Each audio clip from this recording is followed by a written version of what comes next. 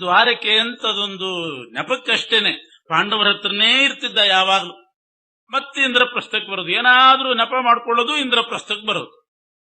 ಇಂದ್ರಪ್ರಸ್ಥಕ್ಕೆ ಪುನಃ ಬಂದಾಗ ಒಮ್ಮೆ ಕೃಷ್ಣ ಮತ್ತು ಅರ್ಜುನ ಇಬ್ರು ಸೇರಿ ಅಲ್ಲಿ ಅಡ್ಡಾಡ್ಕೊಂಡು ಬರೋಣ ಅಂತ ವಾಕಿಂಗ್ ಹೋಗಿದ್ರಂತೆ. ಯಮುನಾ ತೀರಕ್ಕೆ ವಾಕಿಂಗ್ ಎಲ್ಲಿ ಬರಬೇಕು, ಯಮುನಾ ತೀರಕ್ಕೆ ಬಂದಿದ್ದರಂತೆ. ಅಲ್ಲಿ ಮಾತಾಡ್ತಾ ಬರುವಾಗ ಯಾವುದೋ ಒಂದು ಕನ್ಯೆ ಆ ಯಮುನಾ ತೀರದಲ್ಲಿ ತಪಸ್ಸು ಮಾಡ್ತಾ ಕೂತಿದ್ಲಂತೆ. ಕೃಷ್ಣ ಇವನಿಗೆ ಅರ್ಜುನನಿಗೆ ಹೇಳಿದ್ನಂತೆ, ಯಾವುದೋ ಹುಡುಗಿ ತಪಸ್ಸು ಮಾಡ್ತಾ ಇದ್ದ ಕಾಣಿಸ್ತಾ ಇದೆ, ಅಲ್ಲಿ ಏನ್ ಕಷ್ಟನೋ ಏನ್ ತೊಂದ್ರೆನೋ ಏನೋ ಸ್ವಲ್ಪ ವಿಚಾರಿಸ್ಕೊಂಡು ಬಾ ಅನ್ನಂತೆ. ಆಗ್ಲಿಂತ ಅರ್ಜುನ ಕೃಷ್ಣನ್ ಬಿಟ್ಟು ತಾನೊಬ್ಬ ಬಂದು ಆ ಕನ್ಯೆಯನ್ನ ಕೇಳ್ತಾನೆ. ಅವಳತ್ರ ಬಂದು ಕೇಳಿದ, ಯಾರು ನೀನು? ಯಮುನಾ ತೀರದಲ್ಲಿ ತಪಸ್ಸು ಮಾಡ್ತಿದ್ದಿ, ಏನ್ ಸಮಾಚಾರ ಅಂತ ಕೇಳಿದಾಗ ಅರ್ಜುನನಿಗೆ ಹೇಳಿದ್ದು, ನಾನು ಸೂರ್ಯನ ಮಗಳು, ಸಾ ಸೂರ್ಯ ಪುತ್ರಿ ಯಮುನಾನು ಜಾತ ತಪಶ್ಚರಂತಿ ಕೃಷ್ಣ ಪತ್ನಿತ್ವ ಕಾಮ. ಸೂರ್ಯನ ಮಗಳು, ಯಮುನೆ ತಂಗಿ ನಾನು, ಕಾಳಿಂದಿ ಅಂತ ಹೆಸರು.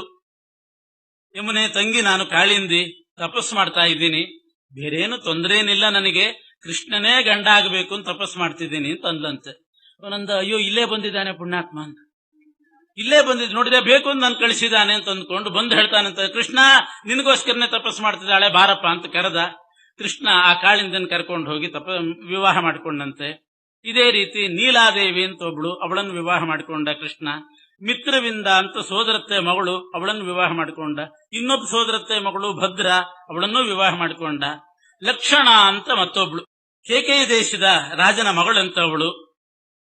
ಸ್ವಯಂವರೋ ಲಕ್ಷಣಾಯಾಸ್ತಥಾಸೀತ್ ಯಥಾ ದ್ರೌಪದ್ಯ ಲಕ್ಷ ವೇದಾತ್ಮಕ ಸಹ ಮದ್ರೇಷು ತಸ್ಯಾಶ್ಚ ಪಿತಾ ಪಿನಾಕಂ ಸ್ವಯಂವರಾರ್ಥಂ ಜಗೃಹೇ ಗಿರೀಶಾತ್. ಆ ಕೇಕೇಯ ದೇಶದ ರಾಜ ತನ್ನ ಮಗಳು ಲಕ್ಷಣ ಅನ್ನುವಳಿಗೆ ಒಂದು ಸ್ವಯಂವರ ಏರ್ಪಾಡು ಮಾಡಿದ್ನಂತೆ. ಅದು ದ್ರೌಪದಿ ಸ್ವಯಂವರಕ್ಕಿಂತಲೂ ಕೂಡ ಕಠಿಣ ಅಂಥ ಸ್ವಯಂವರ. ದ್ರೌಪದಿ ಸ್ವಯಂವರ ಅದು ಮತ್ಸ್ಯಯಂತ್ರ, ಕೆಳಗಡೆ ಒಂದು ಹಲಿಗೆ ಇಟ್ಟಿದ್ರು, ಅದರಲ್ಲಿ ಒಂದು ತೂತಿತ್ತು, ಆ ತೂತಿನ ಮೂಲಕ ಬಾಣ ಹೋಗಬೇಕು.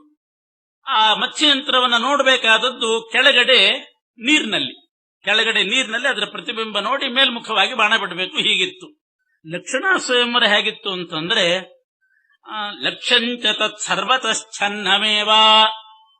ಆ ಮತ್ಸ್ಯಯಂತ್ರ ಒಂದು ಇಟ್ಟಿದ್ದಾರೆ, ಆ ಒಂದು ಗುರಿ, ಅದನ್ನು ಪೂರ್ತಿ ಕವರ್ ಮಾಡಿಬಿಟ್ಟಿದ್ದಾರೆ. ಕೆಳಗಡೆಯಿಂದ ಬಾಣ ಹೋಗ್ಲಿಕ್ಕೆ ಜಾಗನೇ ಇಲ್ಲ. ಆ ರೀತಿ ಮಾಡಿ ಬಾಣ ಹೇಗೆ ಹೋಗಬೇಕು ಅಂತಂದ್ರೆ, ಆ ಲಕ್ಷ್ಯದ ಬದಿಯಿಂದ ಮೇಲ್ಗಡೆ ಹೋಗಿ, ಮೇಲ್ಗಡೆ ದ್ವಾರ, ಬಾಣ ಹೋಗಿ ಮೇಲ್ಮುಖವಾಗಿ ಹೋಗಿ ಮತ್ತೆ ಕೆಳಮುಖವಾಗಿ ಬಂದು ಆ ಲಕ್ಷ್ಯವನ್ನು ಭೇದಿಸಬೇಕು. ಈ ದ್ರೌಪದಿ ಸ್ವಯಂವರದಲ್ಲಿ ಸೀದಾ ಹೋಗಿ ಭೇದಿಸೋದು ಮೇಲ್ಮುಖವಾಗಿ ಹೋಗಿ, ಇದು ಮೇಲ್ಮುಖವಾಗಿ ಹೋಗಿ ಬಗ್ಗಿ ಕೆಳಗಡೆ ಬಂದು ಆ ಲಕ್ಷ್ಯವನ್ನು ಭೇದಿಸಬೇಕು. ಯಾಕೆಂದ್ರೆ ಕೆಳಗಡೆ ಎಲ್ಲ ಚನ್ನಮೇವ ಎಲ್ಲ ಮುಚ್ಚಿಟ್ಟು ಬಿಟ್ಟಿದ್ದಾರೆ, ದ್ವಾರ ಮೇಲ್ಗಡೆಯಿಂದ ಮಾಡಿದ್ದಾರೆ. ದ್ವಾರಂಚ ತಸ್ಯಾಪಿ ಉಪರಿಸ್ಮ ಲಕ್ಷಾತ್, ಆ ಗುರಿಯ ಮೇಲ್ಭಾಗದಿಂದ ದ್ವಾರ ಮಾಡಿದ್ದಾರೆ. ಬಾಣ ತುಂಡಾದ ಬಾಣ ಇಟ್ಟಿದ್ದಾರಂತೆ. ಚಿನ್ನೆ ಶುಣ ಪಾತನೀಯಂಚ ತದ್ಧಿ. ಆ ಗುರಿಯನ್ನು ನೋಡಬೇಕಾದದ್ದು ಕೆಳಗಡೆ ಎಣ್ಣೆಯಲ್ಲಿ, ತಿಳಿ ನೀರಿನಲ್ಲ ಎಣ್ಣೆಯಲ್ಲಿ ಪ್ರತಿಬಿಂಬ ನೋಡಿ ಮೇಲ್ಗಡೆ ಬಾಣ ಬಿಡಬೇಕು. ಭಾರಿ ಕಷ್ಟ. ಇಂಥ ಸ್ವಯಂವರ ಇದು ಲಕ್ಷಣಾ ಸ್ವಯಂವರ ಅಂತ. ದ್ರೌಪದ್ಯರ್ಥ ತದಶಕ್ಯಂ ತತೋಲಂ, ಅದಕ್ಕಿಂತಲೂ ಕಠಿಣ. ತತ್ರ ಜಗ್ನುರ್ಮಾಗಧಾದ್ಯಾಶ್ಚ ಸರ್ವೇ. ಈ ಸ್ವಯಂವರಕ್ಕೆ ಮತ್ತೆ ಜರಾಸಂಧ, ದುರ್ಯೋಧನ, ಕರ್ಣ ಎಲ್ಲರೂ ಕೂಡ ಬಂದಿದ್ದಾರೆ. ಆವಾಗ ಒಂದು ಸ್ವಯಂವರ ಆಯ್ತು ಅಂತಂದ್ರೆ ಅದಕ್ಕೆ ಹೋಗದಿದ್ರೇನೆ ಒಂದು ರೀತಿ ಅವಮಾನ, ಹೋಗಲೇಬೇಕು. ಆ ರೀತಿ ಇತ್ತು ಕಾಲ, ಆಗಿನ ಕಾಲನೇ ಹಂಗಿತ್ತು. ಹೋಗಲಿಲ್ಲ ಅಂದ್ರೆ ಒಂದು ರೀತಿ ಅವಮಾನ. ಆದ್ರಿಂದ ಎಲ್ಲರೂ ಕೂಡ ಬಂದು ಸೇರಿದ್ದಾರೆ. ದುರ್ಯೋಧನಾದ್ಯಾಶ್ಚ ಸಸೂತ ಪುತ್ರಾ, ಅವರೆಲ್ಲ ಬಂದ್ರು. ಸಜ್ಜಂ ಕರ್ತುಂ ಧನುರಪ್ಯುತ್ಸಹಂತೆ, ಎಷ್ಟೋ ಜನ ಬಂದು ಹಿಂದಿನಂತೆ ಹಗ್ಗ ಕಟ್ಟೋ ಪ್ರಯತ್ನ ಮಾಡಿದ್ರು, ಆಗ್ಲಿಲ್ಲ. ಹಿಂದಿನಂತೆ ದ್ರೌಪದಿ ಸ್ವಯಂವರದಲ್ಲಿ ಹೇಗೆ ಬಿಲ್ಲಿನಿಂದ ಏಟು ತಿಂದು ಬಿದ್ರು, ಅದರಂತೆ ಎಷ್ಟೋ ಜನ ಏಟು ತಿಂದು ಬಿದ್ರು. ಕೆಲವರಿಗೆ ಅಲ್ಲಾಡಿಸಲಿಕ್ಕೆ ಆಗಲಿಲ್ಲ. ದುರ್ಯೋಧನೋ ಮಾಗಧ ಸೂತಪುತ್ರ, ದುರ್ಯೋಧನ ಬಂದ, ಜರಾಸಂಧನೂ ಪ್ರಯತ್ನ ಮಾಡಿದ, ಕರ್ಣನೂ ಪ್ರಯತ್ನ ಮಾಡಿದ. ಮೂರೂ ಜನ ಬಿಲ್ಲು ಎತ್ತಿದ್ರು. ಅದು ಪಿನಾಕ ಅನ್ನೋ ಧನುಸ್ಸು ರುದ್ರದೇವರದ್ದೇ, ಎತ್ತಿದ್ರು. ಅದಕ್ಕೆ ಹಿಂದೆ ಆದ್ರೆ ಕಿಂಧುರ ಅನ್ನೋ ಧನುಸ್ಸಿಗೆ ರುದ್ರದೇವರು ಹೊರ ಕೊಟ್ಟಿದ್ರು, ಯಾರು ಅಲ್ಲಾಡಿಸಬಾರದು ಅಂತ. ಇದಕ್ಕೆ ಹಾಗೇನಿದ್ದಿಲ್ಲ, ಎತ್ತಿದ್ರು, ಹಗ್ಗನೂ ಕಟ್ಟಿದ್ರು ಮೂರು ಜನ. ಆದ್ರೆ ದುರ್ಯೋಧನಿಗೆ ಆಗ್ಲಿ, ಜರಾಸಂಧನಿಗೆ ಆಗ್ಲಿ, ಕರ್ಣನಿಗೆ ಆಗ್ಲಿ ಲಕ್ಷ್ಯವೀಕ್ಷ ಅನ್ನ ಸೇಕುಹು, ಆ ಗುರಿಯಲ್ಲಿದೆ, ಎಲ್ಲಿ ಬಾಣ ಬಿಡಬೇಕು ಅನ್ನೋದೇ ಅರ್ಥ ಆಗ್ಲಿಲ್ಲ. ಯಾಕೆ ಮೇಲ್ ಹೋಗಿ ದ್ವಾರದಿಂದ ಕೆಳಗೆ ಬಂದು ಆ ದ್ವಾರದಿಂದ ಆ ಲಕ್ಷ್ಯವನ್ನ ಭೇದಿಸಬೇಕು. ಇವ್ರಿಗೆ ಯಾರಿಗೂ ಅದನ್ನು ಮಾಡ್ಲಿಕ್ಕೆ ಆಗ್ಲಿಲ್ಲಂತ. ಅರ್ಜುನನೂ ಬಂದಿದ್ದಂತೆ ಆ ಸ್ವಯಂವರಕ್ಕೆ. ಅರ್ಜುನ ಬಂದಿದ್ದ, ತಾನೂ ಕೂಡ ಹೋದ. ಅರ್ಜುನ ಹೋದ. ಧನಂಜಯ ಸ್ವಾತ್ಮಬಲಂ ಪ್ರಕಾಶಯನ್, ಇವ್ರದೆಲ್ಲ ಆದ್ಮೇಲೆ ಅರ್ಜುನ ಹೋಗಿ ಆ ಬಿಲ್ಲು ಎತ್ತಿದ, ಹಗ್ಗ ಕಟ್ಟಿದ, ತುಂಡಾದ ಬಾಣವನ್ನೇ ಹೂಡಿದ, ಲಕ್ಷ್ಯವನ್ನು ನೋಡಿದ, ಬಾಣ ಹೂಡಿದ, ಬಿಟ್ಟ. ಆ ಬಾಣ ಆವರಣ ಆಗಿ ಬಿಟ್ಟಿತ್ತಲ್ಲ, ಅದರ ಪಕ್ಕದಿಂದ ಹೋಗಿ ಮೇಲ್ಮುಖ ಹೋಗಿ ಕೆಳಗಡೆ ಮುಖ ಮಾಡಿಕೊಂಡು ಬಂದು ಆ ದ್ವಾರದಿಂದ ಪ್ರವೇಶ ಮಾಡಿ ಲಕ್ಷ್ಯವನ್ನ ಮುಟ್ಟಿತಂತೆ, ಭೇದಿಸಲಿಲ್ಲಂತೆ. ಇಷ್ಟು ಮಾಡಿದ್ನಂತೆ ಅರ್ಜುನ. ಲಕ್ಷ್ಯವನ್ನ ಸ್ಪರ್ಶ ಮಾಡಿರಬೇಕು, ಆ ಬಾಣ ತುಂಡು ಮಾಡಿರಬಾರ್ದು, ಅದನ್ನು ಭೇದಿಸಿರಬಾರ್ದು. ಆ ರೀತಿ ಬಿಟ್ಟನಂತೆ. ಯಾಕೆ ಅಂದ್ರೆ ಅರ್ಜುನ ದೇವೇಂದ್ರನ ಅವತಾರ, ಅವನು ಭಗವಂತನ ಭಕ್ತ, ಅಪರೋಕ್ಷ ಜ್ಞಾನಿ. ಆ ಲಕ್ಷಣಾದೇವಿ ಲಕ್ಷ್ಮೀದೇವಿ ಆವೇಶವುಳ್ಳವಳು, ಪರಮಾತ್ಮನಿಗೆ ಭಗವಂತನಿಗೇನೆ ಪತ್ನಿ ಆಗ್ಬೇಕಾದವಳು ಅನ್ನೋ ಜ್ಞಾನ ಅರ್ಜುನನಿಗಿತ್ತು. ಲಕ್ಷಣಾದೇವಿ ಸ್ವಯಂವರ ಅದು ಕೃಷ್ಣ ಮದುವೆ ಮಾಡಿಕೊಂಡ ಕೊನೆಗೆ ಲಕ್ಷಣಾದೇವಿಯನ್ನ.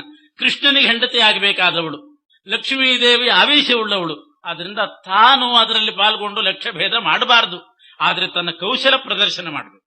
ಅವರಿಗೆಲ್ಲ ಲಕ್ಷ್ಯ ಯಾವುದು ಅಂತ ನೋಡ್ಲಿಕ್ಕೆ ಆಗ್ಲಿಲ್ಲಲ್ಲ, ನಾನು ನೋಡಿ ಬಾಣ ಬಿಟ್ಟು ಅದನ್ನು ಮುಟ್ಟಿರಬೇಕು, ಬಾಣ ತುಂಡಾಗಿರಬಾರ್ದು. ಆ ರೀತಿ ಕೌಶಲ ತೋರಿಸಿದ್ದ. ಹೇಗೆ ಬಿಟ್ಟಿದ್ದಾನು ಯೋಚನೆ ಮಾಡ. ಸ್ವಲ್ಪ ಏನಾದ್ರೂ ಆಚೀಚೆನೂ ಹೋಗ್ಲಿಲ್ಲ, ಮುಟ್ಟಿತು, ತುಂಡು ಮಾಡಲಿಲ್ಲ. ಈ ರೀತಿ ಕೌಶಲ ತೋರಿಸಿದ. ಭೀಮನೂ ಬಂದಿದ್ನಂತೆ ಈ ಸ್ವಯಂವರಕ್ಕೆ. ಭೀಮ ಮಾತ್ರ ಆ ಬಿಲ್ಲು, ಬಾಣ, ಲಕ್ಷ್ಯ ಅದಕ್ಕೆ ಬೆನ್ನು ಮಾಡ್ಕೊಂಡು ಆ ಕಡೆ ಮುಖ ಮಾಡ್ಕೊಂಡು ಕೂತಿದ್ನಂತೆ. ಎಲ್ರು ಈ ಕಡೆ ಮುಖ ಮಾಡ್ಕೊಂಡು ಕೂತ್ರೆ ಅವನೊಬ್ಬ ವಿಚಿತ್ರವಾಗಿ ಕೂತಿದ್ದಾನೆ ಭೀಮ. ಯಾಕೋ ಹಿಂಗ್ಯಾಕೋ ಅಂತಂದ್ರೆ ಅದು ಲಕ್ಷಣಾದೇವಿ ಲಕ್ಷ್ಮೀದೇವಿ ಆವೇಶವುಳ್ಳವಳು, ಕೃಷ್ಣನಿಗೆ ಹೆಂಡತಿ ಆಗುವವಳು. ಆ ಸ್ವಯಂವರಕ್ಕೆ ನಾವು ಬಂದ್ರೇನೆ ತಪ್ಪು, ಬಂದದ್ದಲ್ಲದೆ ಆ ಬಿಲ್ಲು ಬಾಣ ನೋಡಿದೆ ಅಂದ್ರೆ ಇನ್ನೂ ತಪ್ಪಾಗ್ತದೆ. ಇಷ್ಟು ವೈಷ್ಣವತೆ ಅವನಿಗೆ. ಆದ್ರಿಂದ ಕೃಷ್ಣನ ಹೆಂಡತಿ ಆಗಬೇಕಾದಂಥ ಆ ಲಕ್ಷಣಾದೇವಿಯ ಸ್ವಯಂವರದಲ್ಲಿ ನಾನು ಬಿಲ್ಲು ನೋಡಿದ್ರೆ ಎಲ್ಲಿ ಅಪರಾಧ ಆಗ್ತದೋ ಏನೋ, ಅದನ್ನು ಎತ್ತಿದ್ರೆ ಎಲ್ಲಿ ಅಪರಾಧನೋ ಏನೋ, ಬಾಣ ಬಿಟ್ರೆ ಎಲ್ಲಿ ಅಪರಾಧವೋ ಏನೋ ಅಂತ ಹೇಳಿ ಆ ಕಡೆ ನೋಡದೇನೆ ಈ ಕಡೆ ಮುಖ ಹಾಕೊಂಡು ಕೂತಿದ್ನಂತೆ. ಇಷ್ಟಕ್ಕೆ ಬಂದಿ ಯಾಕೆ ಅಂತ ಕೇಳಿದ್ರಲ್ಲ.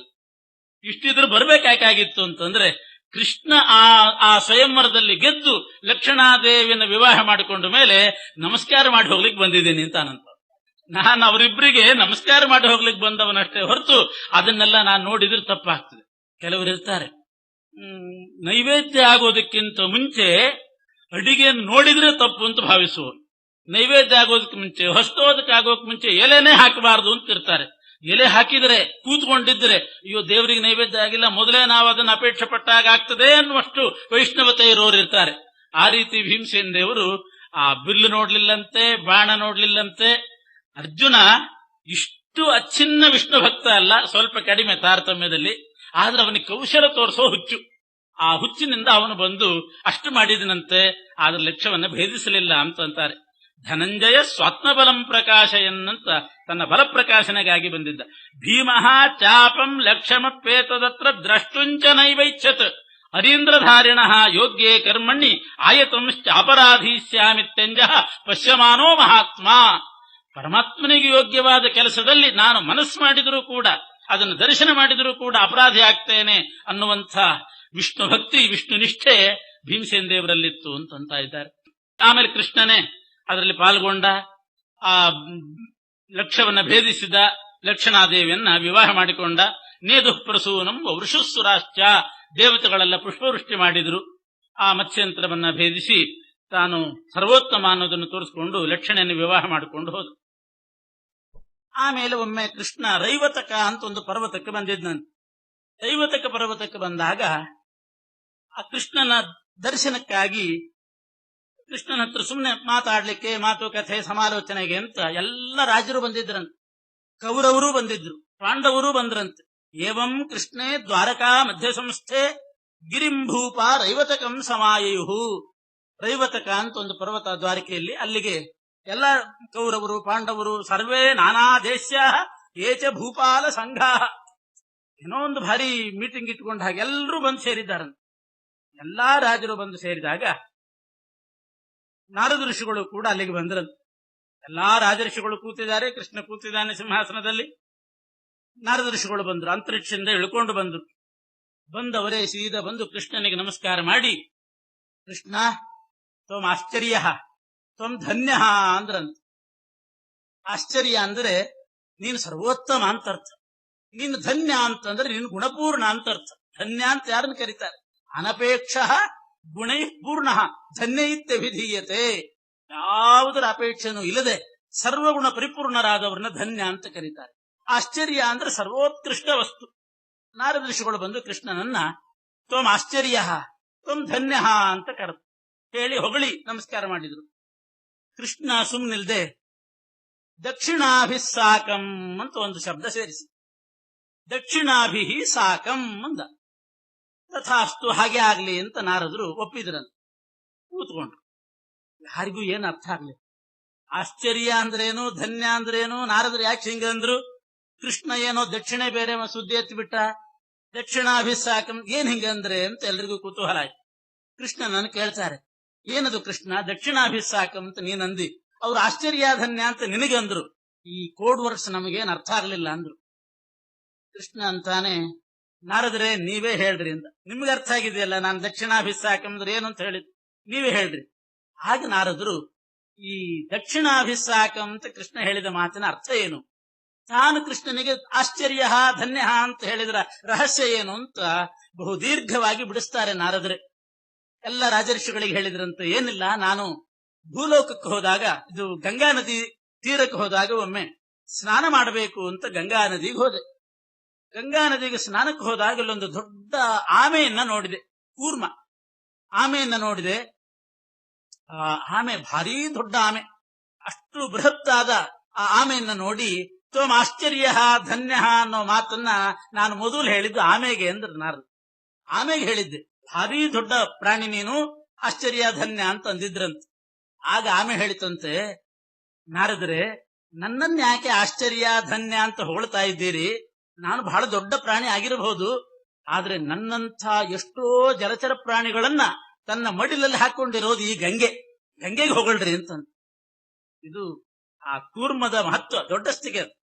ಇನ್ಯಾರಾದ್ರೂ ಹೊಗಳಿದ್ರೆ ಹೌದೆಲ್ಲ ನಂದೇ ಅಂತ ಅನ್ನೋ ಪೈ, ನಂದೇನ್ ದೊಡ್ಡತನ, ನಮಗೆ ಹೇಳ್ಕೊಟ್ಟವರಿದ್ದಾರೆ, ನಮ್ಮ ಗುರುಗಳಿದ್ದಾರೆ, ಹಾಗೆ ಅಂತ ಹೇಳಬೇಕಲ್ಲ. ಹಾಗೆ ಕೂರ್ಮ ಹೇಳಿತಂತೆ, ನನಗೆ ಆಶ್ರಯ ಕೊಟ್ಟು, ನನ್ನಂಥ ಎಷ್ಟೋ ಜಲಚರ ಪ್ರಾಣಿಗಳಿಗೆ ಆಶ್ರಯ ಕೊಟ್ಟದ್ದು ಗಂಗಾರದರು ಅಲ್ಲೇ ಇದ್ದಂಥ ಗಂಗಾ ನದಿಗೆ ಹೊಗಳಿದ್ರಂತೆ. ಗಂಗೆ ತ್ವಂ ಆಶ್ಚರ್ಯ ಧನ್ಯ, ನೀನೇ ಉತ್ಕೃಷ್ಟಳು ಧನ್ಯಳು, ಎಷ್ಟು ಪ್ರಾಣಿಗಳನ್ನು ಹೊತ್ತಿದ್ದಿ. ಗಂಗೆ ಹೇಳಿತಂತೆ, ಅಯ್ಯೋ, ನಾನು ಇಷ್ಟೆಲ್ಲ ಜಲಚರ ಪ್ರಾಣಿಗಳನ್ನ ನನ್ನ ಮಡಿಲಲ್ಲಿ ಹಾಕೊಂಡಿರಬಹುದು, ನನ್ನಂಥ ಎಷ್ಟೋ ಮಹಾನದಿಗಳು ಉಪನದಿಗಳು ಎಲ್ಲ ಹೋಗಿ ಹರಿದು ಸೇರೋದು ಸಾಗರಕ್ಕೆ, ಆದ್ರಿಂದ ನನಗಿಂತಲೂ ಉತ್ತಮ ಸಾಗರ ಅಂತಂತ ಗಂಗೆ. ನಾರದ ಋಷಿಗಳು ಸಮುದ್ರಕ್ಕೆ ಬಂದು ಆ ಸಮುದ್ರವನ್ನು ಹೊಗಳಿದ್ರಂತೆ. ಸಮುದ್ರ, ಎಷ್ಟು ನದಿಗಳಿಗೆ ಆಶ್ರಯ ಕೊಟ್ಟಿದ್ದಿ ನೀನು, ಧನ್ಯ ಅಂತ. ಸಾಗರ ಹೇಳಿತು, ನನ್ನಂಥದ್ದು ಒಂದಲ್ಲ 4 ಸಾಗರಗಳನ್ನು ಹೊತ್ತಿರೋದು ಈ ಪೃಥ್ವಿ, ಭೂಮಿಯನ್ನು ಹೊಗಳ್ರಿ ಅಂತ. ಸಾಗರ ಚತುಸ್ಸಾಗರ ಪರ್ಯಂತ ಅಂತೀವಲ್ಲ, 4 ಸಾಗರಗಳಿಗೆ ಆಶ್ರಯ ಭೂದೇವಿ ಆಗಿದ್ದಾಳೆ, ಭೂಮಿಯನ್ನು ಹೊಗಳ್ರಿ. ನಾರದ ಋಷಿಗಳು ಭೂಮಿಯನ್ನೇ ಪ್ರಶಂಸೆ ಮಾಡಿದ್ರಂತೆ. 4 ಸಾಗರಗಳಿಗೆ ಆಶ್ರಯ ಕೊಟ್ಟವಳು ನೀನು ಧನ್ಯ ಆಶ್ಚರ್ಯ ಅಂತ. ಭೂಮಿ ಹೇಳಿಲ್ಲಂತೆ, ಇಷ್ಟು ವಿಶಾಲವಾದ ನಾನು ಸಾಗರಗಳನ್ನ ಹೊತ್ತಿದ್ದೇನೆ ನಿಜ, ಆದ್ರೆ ನನ್ನನ್ನು ಹೊತ್ತಿರತಕ್ಕಂಥ 4 ಪರ್ವತಗಳಿದೆ, ಪರ್ವತವನ್ನು ಹೊಗಳ್ರಿ. ಭೂಧರ ಅಂತ ಪರ್ವತಕ್ಕೆ ಹೆಸರು. 4 ಮೂಲೆಗಳಲ್ಲಿ ಹೆಗಲಲ್ಲಿ ಭೂಮಿಯನ್ನು ಹೊತ್ತುಕೊಂಡು ನಿಂತಿದ್ದಾವಂತೆ ಪರ್ವತಗಳು, ಆದ್ರಿಂದ ಪರ್ವತಕ್ಕೆ ಭೂಧರ ಅಂತ ಕರೀತಾರೆ. ಭೂಧರ ಅಂದ್ರೆ ಪರ್ವತ, ಭೂಮಿಯನ್ನು ಧರಿಸಿದವು. 4 ದಿಕ್ಕಿನಲ್ಲಿರೋ ಕುಲಾಚಲಗಳು ಅಂತಿದ್ದಾವೆ, ಬೇರೆ ಪರ್ವತ ಎಲ್ಲ ಭೂಮಿ ಮೇಲಿರೋದು, ಈ ಕುಲಾಚಲಗಳು ಭೂಮಿಯನ್ನೇ ಹೊತ್ತಿರೋದು, ಹೊಗಳ್ರಿ. ನಾರದ ಋಷಿಗಳು ಪರ್ವತದ ಹತ್ರ ಬಂದು ನೀವೇ ಆಶ್ಚರ್ಯ ಧನ್ಯ ಅಂತ ಪರ್ವತವನ್ನು ಹೊಗಳಿದ್ರು. ಆ ಪರ್ವತಗಳು ಹೇಳಿದ್ವಂತೆ, ನಾವೇನ್ ಆಶ್ಚರ್ಯ ಧನ್ಯ, ಇಂಥ ಭೂಮಿಯನ್ನು ಹೊರುವ ಶಕ್ತಿ ನಮಗೆ ತುಂಬಿ ನಮ್ಮನ್ನು ಸೃಷ್ಟಿ ಮಾಡಿದವರು ಬ್ರಹ್ಮದೇವರನ್ನ ಹೊಗಳ್ರಿ. ನಾರದ ಋಷಿಗಳು ಚತುರ್ಮುಖ ಬ್ರಹ್ಮದೇವರ ಹತ್ರ ಬಂದು, ಎಂಥೆಂಥ ಪರ್ವತಗಳನ್ನು ಸೃಷ್ಟಿ ಮಾಡಿದ್ದೀರಿ, ಆ ಪರ್ವತಗಳು ಭೂಮಿಯನ್ನು ಹೊತ್ತಿದ್ದಾವೆ, ಭೂಮಿ ಸಮುದ್ರಕ್ಕೆ ಆಶ್ರಯ, ಸಮುದ್ರ ನದಿಗಳಿಗೆ ಆಶ್ರಯ, ನದಿ ಜಲಚರ ಪ್ರಾಣಿಗಳಿಗೆಲ್ಲ ಆಶ್ರಯ, ಕೂರ್ಮ ಇಂಥದ್ದಕ್ಕೆಲ್ಲ ಆಶ್ರಯ. ಬ್ರಹ್ಮದೇವರಂತಾರೆ, ಹೌದು, ನನಗಿಂಥ ಪರ್ವತಗಳು ಈ ಜಗತ್ತು ಸೃಷ್ಟಿ ಮಾಡುವ ಶಕ್ತಿ ಬಂದಿರೋದೇ ವೇದದಿಂದ, ವೇದವನ್ನು ಹೊಗಳ್ರಿ ಎಂದ್ರು. ನಾರದ ಋಷಿಗಳು ವೇದಗಳ ಬಳಿ ಬಂದು, ಯಾಕೆಂದ್ರೆ ಬ್ರಹ್ಮದೇವರು 4 ಮುಖದಿಂದ 4 ವೇದವನ್ನ ಪಾರಾಯಣ ಮಾಡ್ತಾನೆ ಇರ್ತಾರೆ. ವೇದಗಳನ್ನು ಹೊಗಳಿದ್ರಂತೆ.